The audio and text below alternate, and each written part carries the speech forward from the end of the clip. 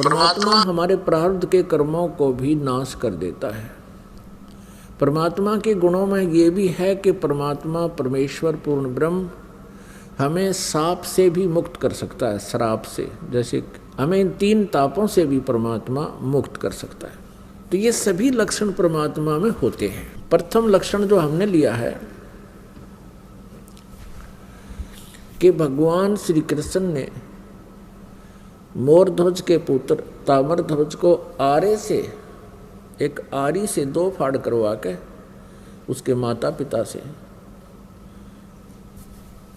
क्योंकि पहले साधु संतों के विचारों आदेश का बहुत पालन करते थे, श्रद्धालु व्यक्ति होते थे और वो समझते थे कि ना जाने किस वेश में भगवान ही आ गया हो, इसलिए संत के आज्ञा का वो पालन करते थे। उस समय संत लोग जो है बड़े सिद्धि युक्त होते थे।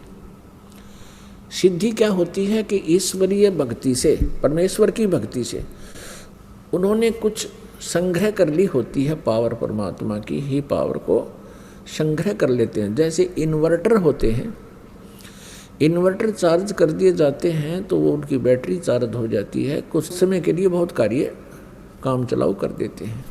तो वो पावर है कहाँ से ग्रहण की उसने? थर्मल प्लांट से। तो एक इन्वर्टर थर्मल प्लांट जितना कार्य नहीं कर सकता, इतनी क्षमता उसकी नहीं हो सकती। तो जितने भी ऋषि महर्षि जिनमें सिद्धियाँ थी, जिन्होंने 7 समुद्रों को पी लिया फिर वापस छोड़ दिया, जिन्होंने पहाड़ उठा लिए आकाश में उड़ गए, ये इन्वर्टर थे।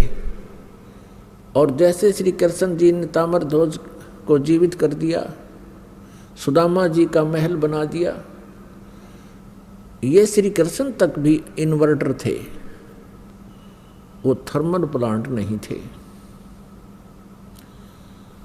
अब ये एक बार ये बात जो दास ने कही है तो ये बड़ी खटकेगी उस व्यक्ति को जिसने आज तक ये तत्व ज्ञान नहीं सुना और लोक वेद से वो रंगा गया है।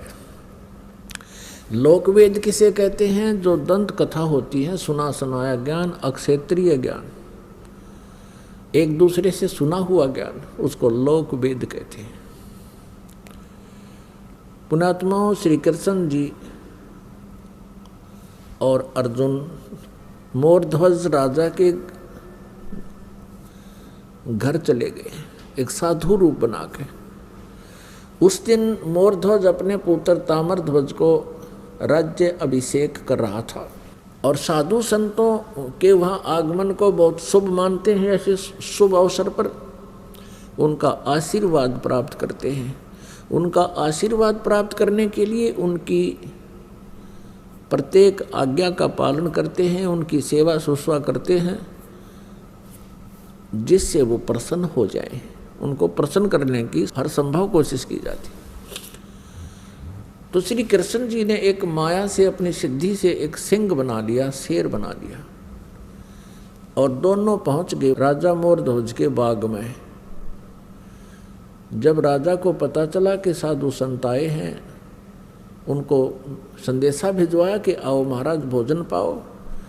लेकिन श्री कृष्ण जी ने कहा कि राजा स्वयं हमें आमंत्रित करने आएगा तो हम प्रवेश करेंगे उसके घर पर। राजा को पता चला, मोरध्वज तुरंत चल पड़ा नंगे पैरों और भगवान से अर्ज की, घर पे ले आए। घर पे विराजमान हो जाने के उपरांत आसन दिए और कहा भगवान भोजन पाओ। श्री कृष्ण जी जो साधु रूप में थे, पहचान नहीं पाए थे मोरध्वज, उनको संत मान रहे थे कि जो आज्ञा महात्मा। तो श्री कृष्ण जी ने कहा कि मोरध्वज पहले हमारे सिंह को भोजन खिलाओ, शेर को। जो आज्ञा महाराज, मोरध्वज ने कहा। श्री कृष्ण जी साधु रूप में श्री कृष्ण जी ने कहा कि बात सुनो, ये शेर जो है, ये सिंह किसी पशु पक्षी का मांस आहार नहीं करता, ये नरभक्षी है, ये मनुष्य खाता है, मनुष्य का मांस चाहिए।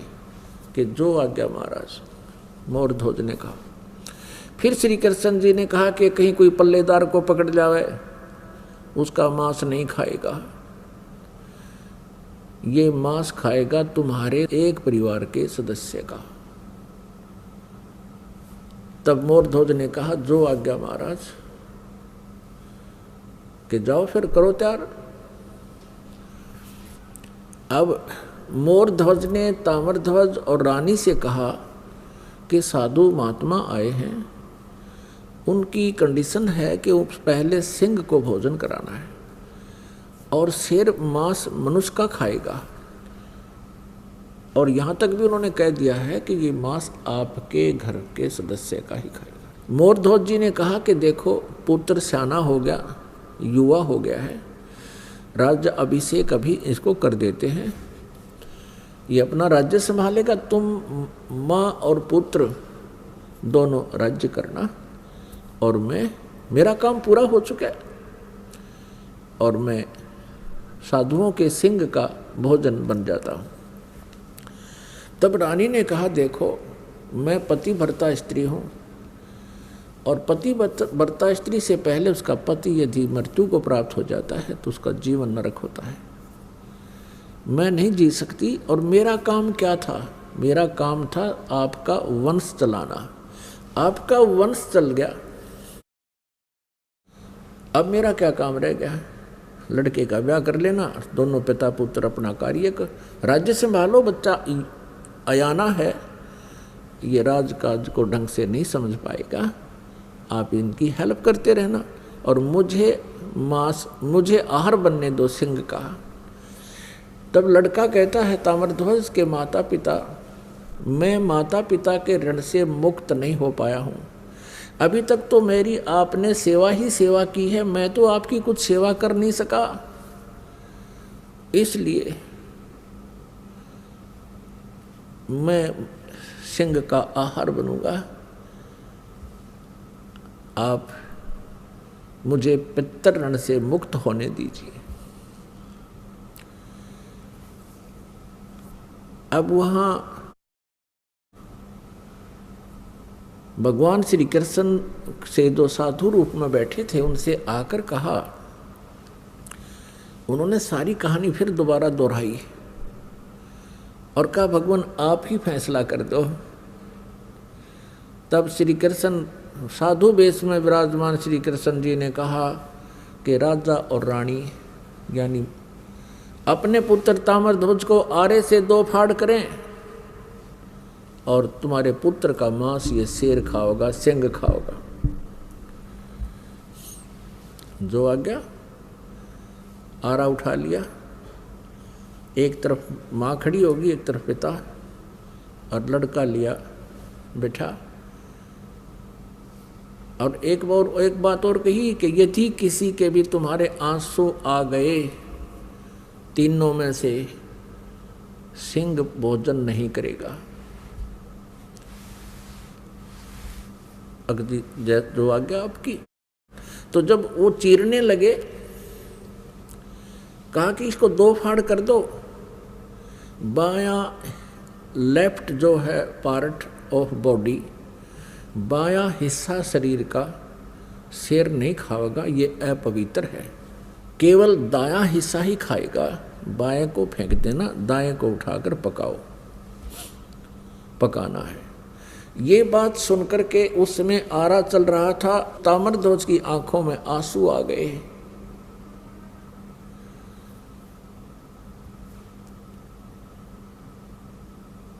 तो श्री कृष्ण जी साधु वेश में थे, उठकर चल पड़े कि तुम तो रो पड़े भाई, तुम्हारा सही प्यार नहीं प्रभु में, तुम्हारा कच्चा प्रेम है, ये मांस नहीं खाएगा। तब तक ताम्रध्वज मर चुका था।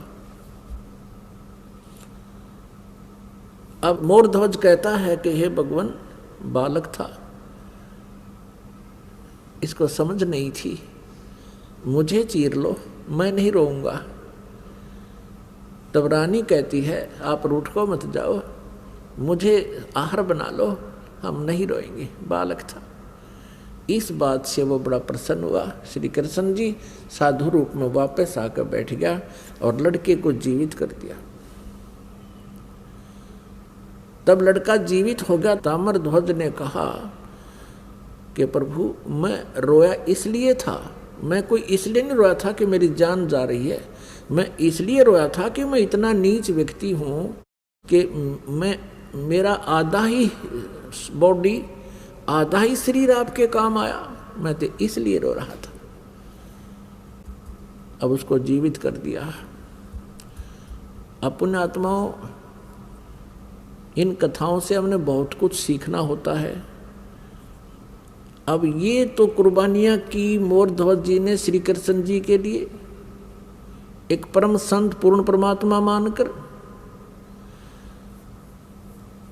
अब उनका कोई से का कल्याण नहीं हो सकता था, ना श्री कृष्ण का कल्याण हुआ, ना श्री कृष्ण उनका कल्याण कर सकते थे। लड़के को जीवित कर देना, इन प्रभुओं में गॉड पावर होती है, जैसे इन्वर्टर वाली।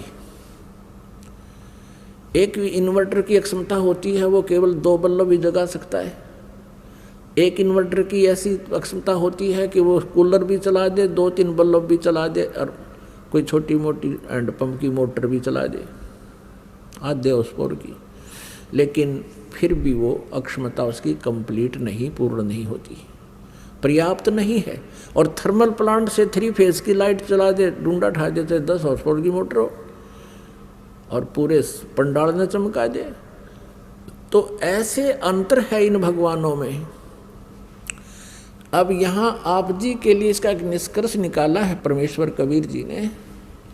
कहते हैं, महिमा की जय संत की, तन मन धन सब दे, शर्मांगे टाड़ा नहीं, मोर ध्वज लख ले। कि संत, जब परम संत तुम्हें मिल जावे उस समय, उस संत की इतनी आदर सत्कार और आज्ञा का पालन करना, यदि सिर भी मांगे, नाटना नहीं, सिर मांगे टाला नहीं, मोर ध्वज लख ले, मोर ध्वज को देख लो। पुण्यात्माओं, अब अकाल गिर गया साधु संतों का इस कलयुग के इस पीरियड में। ये नकली, पाखंडी और डोंगी, इनका सत्कार हो गया है, और इन्हीं का बोलबाला हो रहा है। इन्होंने बैठा दिया भक्ति का, और भाव खत्म कर दिया भक्तों का। अब पुण्यात्माओं, इस लक्षण से हमने श्री कृष्ण जी को परमेश्वर मान रखा था कि उन्होंने मोर ध्वज के पुत्र ताम्र ध्वज को आरे से 2 फाड़ करवा के जीवित कर दिया। यही श्री कृष्ण जी अपने सगे भांजे अभिमन्यु को जीवित नहीं कर सके, जो महाभारत के युद्ध में चक्रव्यूह के अंदर मृत्यु को प्राप्त हो गया था। सुभद्रा रो रही थी, जो श्री कृष्ण जी की बहन थी, अर्जुन के ब्याही थी। सुभद्रा पुत्र था अभिमन्यु। 5 पांडव रो रहे थे, सुभद्रा रो रही थी, श्री कृष्ण रो रहा था, और पांडवों का कुल नाश हो रहा था। श्री कृष्ण जीवित नहीं कर सके। वहां तो पंगा पा दिया, जाके खुद चरवा के जीवित कर दिया लड़का मोर ध्वज का पुत्र, और वहां सुभद्रा पुत्र को श्री कृष्ण जीवित नहीं कर सके। तो परमेश्वर कबीर जी ने ये बताई है भिन्नता कि श्री कृष्ण जी उर्फ विष्णु जी, श्री कृष्ण जी विष्णु जी समझो, विष्णु जी के अवतार, उन्हीं की आत्मा यहाँ देवकी के गर्भ से उत्पन्न हुई थी। और ये केवल 4 भुजा के और 16 कला के भगवान हैं। इनके जो पिताजी हैं वो ब्रह्म है, शरपुरुष भी इसे कहते हैं। वो 1000 भुजा का भगवान है और उसकी 1000 ही कलाएं हैं। तो इस प्रकार इनकी हॉर्स पावर समझो, ये हॉर्स पावर है, ये 16 हॉर्स पावर के हैं। इनका पिता 1000 हॉर्स पावर का है, और अक्षर पुरुष है वो 10,000 हॉर्स पावर का है। और ये परम अक्षर पुरुष, सत्य पुरुष, ये इसकी हॉर्स पावरों की कोई गिनती को ना, असंख्य, अनलिमिटेड। तो जो कार्य पूर्ण परमात्मा कर सकता है, ये अपूर्ण भगवान नहीं कर सकते। परमात्मा हमारे प्रारब्ध के कर्मों को भी नाश कर देता है। परमात्मा के गुणों में ये भी है कि परमात्मा परमेश्वर पूर्ण ब्रह्म